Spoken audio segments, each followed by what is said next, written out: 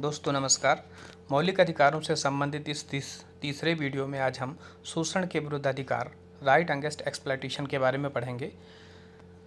अपने पहले के दो वीडियो में हमने फंडामेंटल राइट के बुनियादी सिद्धांतों के बारे में, साथ ही अनुच्छेद 12, अनुच्छेद 13 के बारे में विस्तृत चर्चा कर चुके हैं और साथ ही समानता के अधिकार और स्वतंत्रता के अधिकार को डिटेल में पढ़ चुके हैं। तो हम शोषण के विरुद्ध अधिकार पर चर्चा करें इसके पहले हमें जानना जरूरी है कि संविधान निर्माताओं ने आखिर इस अधिकार की व्यवस्था क्यों की है, इसको फंडामेंटल राइट या मौलिक अधिकारों या मूल अधिकारों में शामिल क्यों किया, कारण क्या रहा है।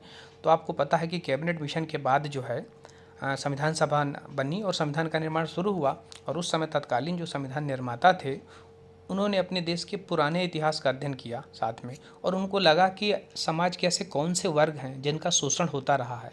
तो आप ये जानते हैं कि शोषण कभी किसी सबल का नहीं हो सकता। जो पहले से ही सबल है, सशक्त है, उसका शोषण कोई नहीं करता। दबाता किसको है? जो गरीब है या जो किसी अन्य कारण से, खाली गरीब की बात हम करें तो एक आर्थिक कारक हुआ, फिर अन्य कारक चाहे शारीरिक हो, मानसिक हो या एज वाइज हो। तो हम जब देख रहे हैं कि अब हम अपने इतिहास पे देखें तो महिलाओं का शोषण ज़्यादातर हुआ है, बच्चों का शोषण हुआ है, या पुरुषों का हुआ भी है तो ऐसे पुरुष वर्ग जो कमज़ोर हैं, वंचित वर्ग के हैं, चाहे वो सामाजिक तौर पे हों, आर्थिक तौर पे हों या फिर इकोनॉमिक आर्थिक तौर पे हों। तो पहले तो हमें इस शोषण के अधिकार क्यों दिया गया है संविधान में, इसकी मूल भावना को समझना पड़ेगा। ठीक है, इसी संदर्भ में हम ये भी देख सकते हैं कि पहले देखिए जो है देवदासी प्रथा प्रचलित थी, जमींदारी प्रथा प्रचलित थी, बंधुआ मजदूरी प्रथा प्रचलित थी। इन सब की काट के लिए, इन सब की तोड़ के लिए अधिकार दिया गया है।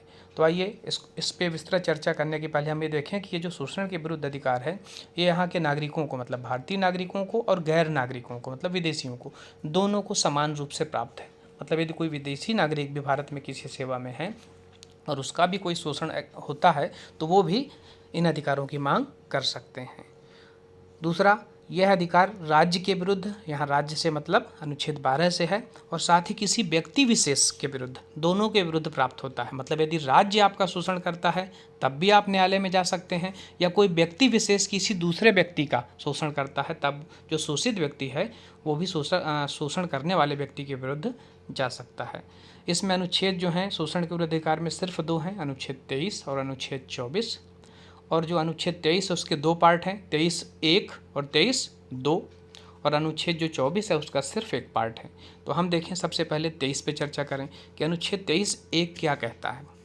23(1) में साफ साफ लिखा हुआ है कि मनुष्य मतलब मानव के दुर्व्यापार, बेगार और बलात् श्रम का प्रतिषेध। देखिए तीन चीज़ें हैं, मानव के दुर्व्यापार की बात कर रहा है, फिर बेगार की बात कर रहा है, और तीसरा क्या है? बलात् श्रम। बलात् मतलब ज़बरदस्ती कराया गया काम, ज़बरदस्ती कराया गया श्रम। तो हम एक एक चीज़ को समझें।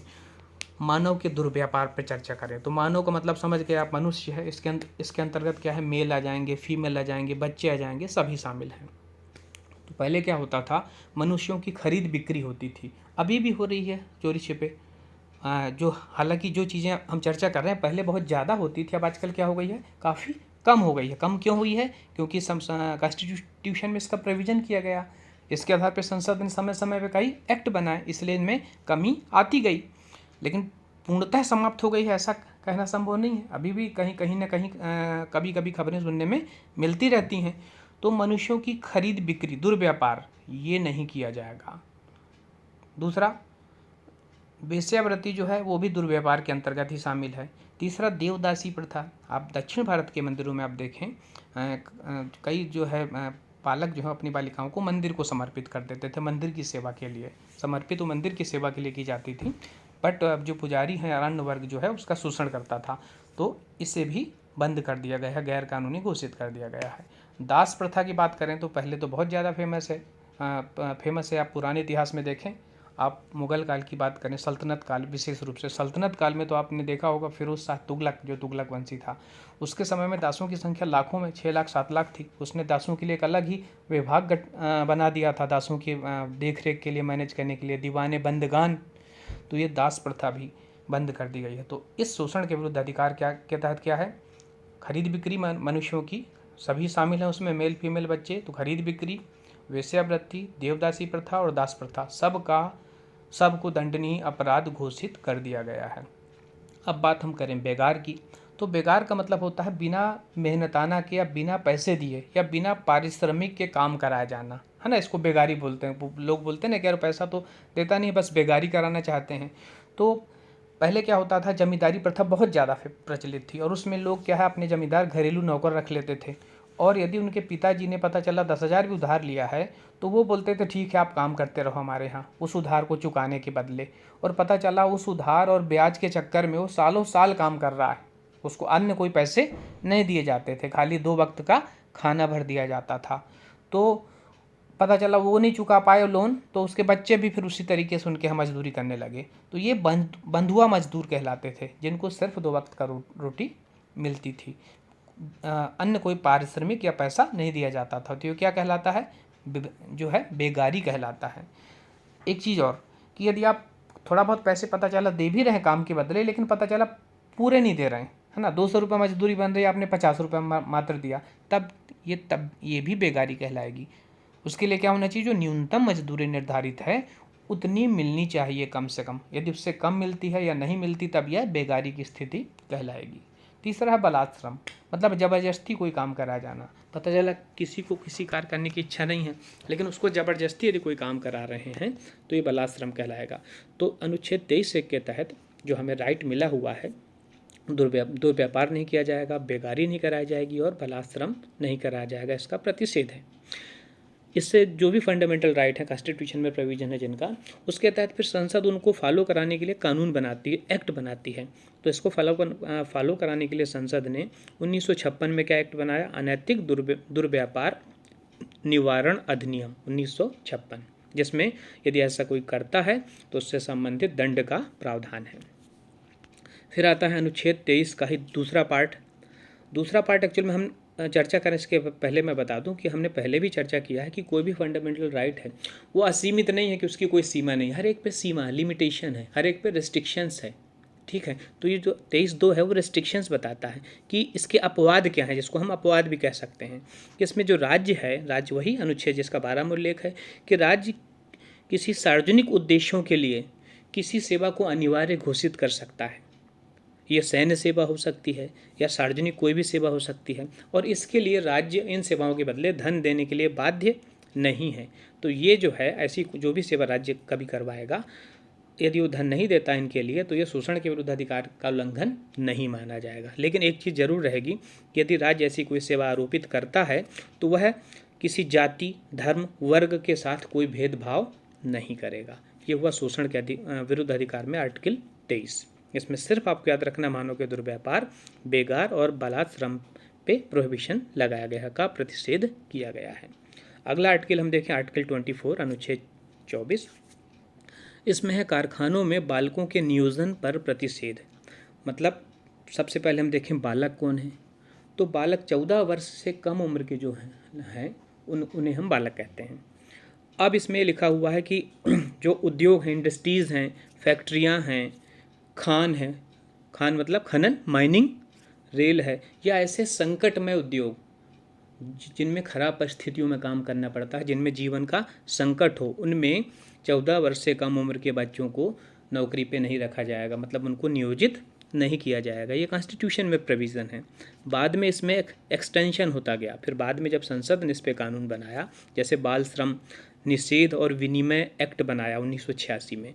इसमें क्या किया, जो एक्ट में प्रावधान किए गए उसमें कुछ और चीज़ें जोड़ी गई कि और हम कहाँ कहाँ 14 वर्ष से कम उम्र के बच्चों को नहीं रख सकते। तो उन्होंने एक्सटेंशन किया। उसमें क्या बोला कि जो घरेलू घर के काम करने के लिए जो नौकर रखते हैं बच्चों को, या होटलों में रखते हैं, रेस्तरां में रखते हैं, या फिर चाय की दुकानें, बड़ी आम बात है, दुकानों में भी स्पेशली जो चाय की दुकान में बच्चों को रख लेते हैं, या इस तरीके की सभी जगहों में अब बच्चों को नियोजित नहीं किया जाएगा। बाद में जब इसी एक्ट में, बाल श्रम प्रतिषेध और विनिमय एक्ट में 2016 में संशोधन हुआ, तब ये बोला गया कि आप सभी व्यवसायों में, कोई भी व्यवसाय हो, इसको बढ़ा के क्या कर दिया गया, आप कोई भी व्यवसाय क्यों ना हो, किसी भी व्यवसाय में 14 वर्ष से कम उम्र के बच्चों को रखना दंडनीय अपराध होगा।